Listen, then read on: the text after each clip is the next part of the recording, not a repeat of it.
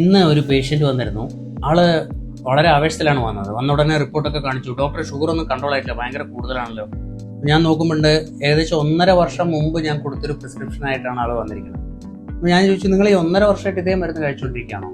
അതെ, എനിക്കൊരു കുഴപ്പമുണ്ടായിരുന്നില്ല, പ്രശ്നമൊന്നും ഉണ്ടായിരുന്നില്ല. ഞാൻ ഇടയ്ക്ക് എപ്പോഴെങ്കിലും ഒക്കെ കുത്തി നോക്കും, അപ്പോഴൊക്കെ ഓക്കെയാണ്. ഇതിപ്പോൾ 250 ഷുഗർ ആയിട്ടുണ്ട്, അപ്പോൾ എന്താ ചെയ്യേണ്ടത് എന്ന് ചോദിച്ചിട്ടാണ് അദ്ദേഹം വരുന്നത്. ഈ 1.5 വർഷത്തിനിടയിൽ അദ്ദേഹത്തിന്റെ ശരീരത്തിൽ ഒരുപാട് മാറ്റങ്ങൾ വന്നിട്ടുണ്ടാവും. പാൻക്രിയാസിന്റെ പ്രവർത്തനം കുറഞ്ഞിട്ടുണ്ടാവും, വേറെ പുതിയ പ്രശ്നങ്ങൾ എന്തെങ്കിലുമൊക്കെ വന്നിട്ടുണ്ടാവും. അപ്പോൾ ഇദ്ദേഹം മരുന്ന് വാങ്ങിക്കുന്നത് എങ്ങനെയാ വെച്ചാൽ, ഈ കഴിച്ച് കഴിഞ്ഞ മരുന്നിന്റെ കവറും കൊണ്ട് മെഡിക്കൽ ഷോപ്പിൽ പോകും, അത് കാണിക്കും, അവർ മരുന്ന് കൊടുക്കും. അങ്ങനെ 1.5 വർഷമായിട്ട് അത് കഴിച്ചുകൊണ്ടിരിക്കുകയാണ്.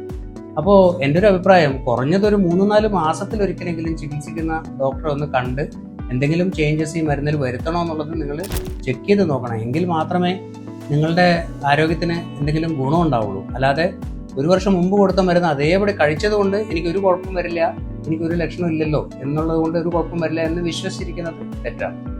എല്ലാവരും ശ്രദ്ധിക്കുന്നു വിചാരിക്കുന്നു. നന്ദി, നമസ്കാരം.